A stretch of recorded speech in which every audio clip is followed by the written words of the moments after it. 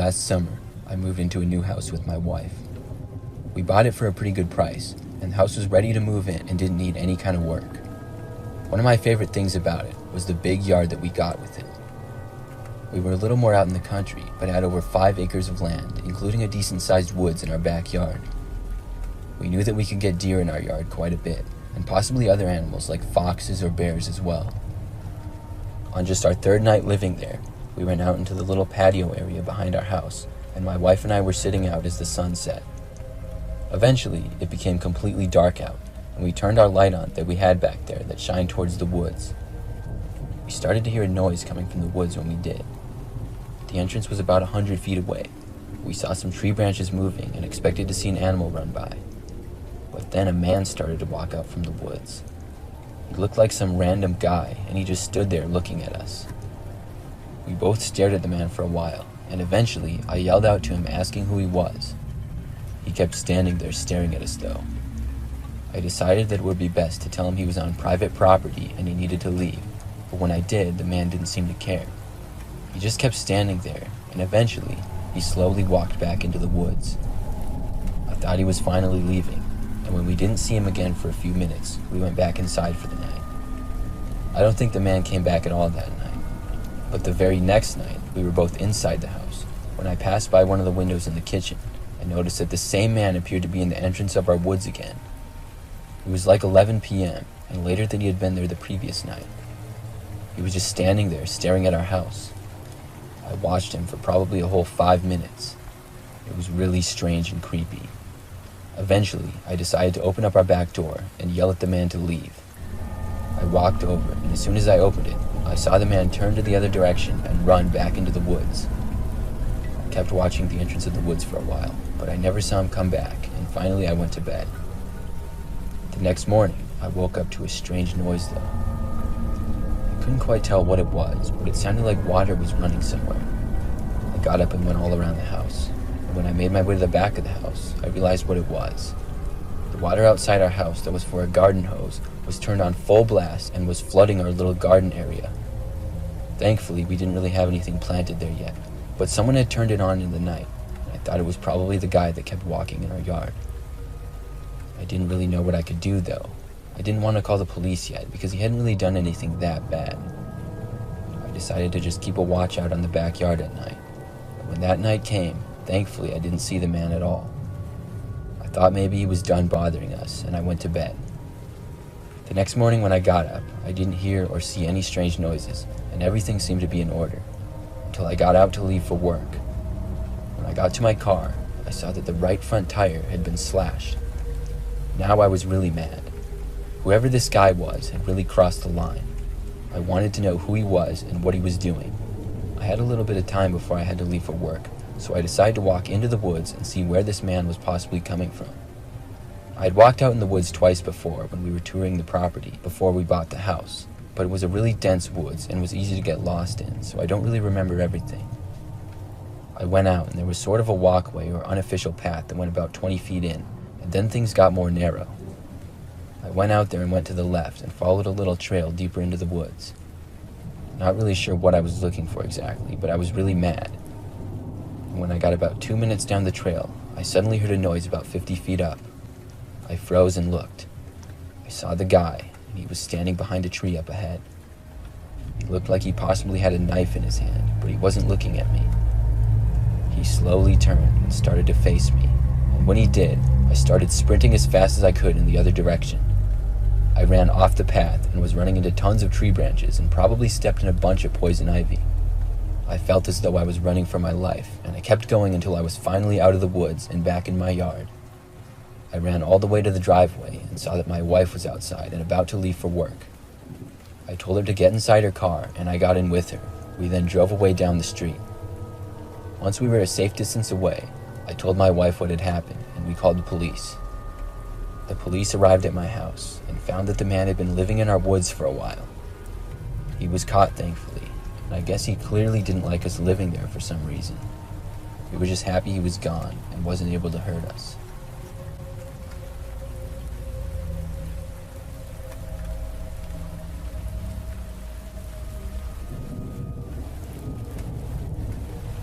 I travel a lot for work and have to move from one city to another quite often. A few years ago, I was moving to a city in Northern California. I was going to live there for about a year and then probably have to move again. The house that I got to rent was a nice, smaller house in a pretty normal neighborhood. It was sort of old, but I'm not picky and I liked it just fine. Over the first few weeks of living there, everything was good for the most part. I was gone a lot with work, but when I was home, it was a comfortable place to live, and I thought the neighborhood was nice as well. Like I said before, the house was old, and it had some older looking kind of ugly wallpaper and designs in some areas of the house. I would have liked to take it down, but I was only renting it, so I thought maybe I would just let it be. The wallpaper was mainly in the living room, and then went down the hallway to where the bedrooms were. One day I got a few pictures to hang on the wall, and they looked good, but I just really didn't like the way the wallpaper was looking with it, and I decided once and for all that I was going to remove it. I had to get up on a ladder to reach it, and when I did, I first looked at it closely, and right away it seemed a little bit odd. It was a black and green design, with black on the top and green on the bottom, but the texture was not like most wallpapers. I ran my hand across it, and the top part of it was extremely thin. The texture also felt different. Then I decided to grab the top part of it and see if I could peel it off. It took a little bit of effort, but I was able to get part of it off. When I did, I noticed there was like a 3-inch tall space behind it. I kept taking it off, and the space was running right along the top of the wall. I was confused as to what this space was, and I had never seen anything like it before. I noticed a sort of wire on the back side of it. The space also seemed to go back about 6 inches or so, and had several holes on the top, leading between the ceiling and the second floor of the house. As I was taking more of the wallpaper off, I got about a foot of it off before I found something else too. There was a tiny little camera that was mounted behind the wallpaper at one spot. It looked like it had been set up to film inside the room. When I kept removing the wallpaper, I found another camera.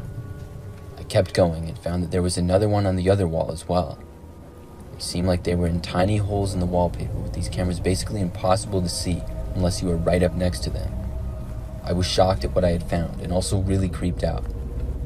I wasn't sure at that point if someone who had lived there in the past had done this or if my landlord had set them up.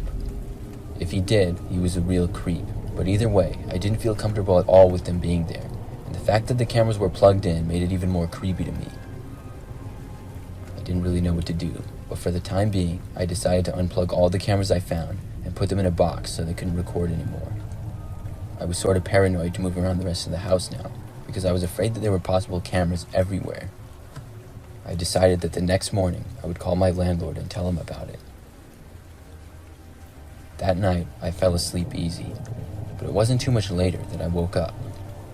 The first thing I heard after being awake was the sound of my front door opening. I looked around and saw that it was dark outside still.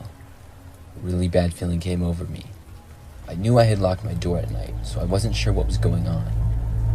I listened and heard someone walking around downstairs. I waited in my room for a while to hear if they would go away or what they would do. I heard them for a little bit, and then I stopped hearing any kind of noises at all. I thought maybe they had left, so I slowly exited my room, and as quietly as I could, I walked down the hall and down the stairs. After I had gotten to the bottom of the stairs, I could now see that around the corner, my landlord was inside my house. His name was Dave, and his back was facing me, so I don't think he saw me at all. I quickly went to the back of the house and left through the back door in the kitchen. Once I had made it back to my car that I had parked on the street, I called the police on Dave. Then I drove to my coworker's house, who I had become good friends with. I ended up having to go back to the house later to talk with police, and when I did, they told me they had caught Dave, and when they found him, he was inside my bedroom. That really gave me the creeps, and I'm glad I was able to leave when I did. The cameras were all his, and he had set them up himself. I guess when they all turned off, he came back to my house that night with a key that he had. It was a really creepy situation.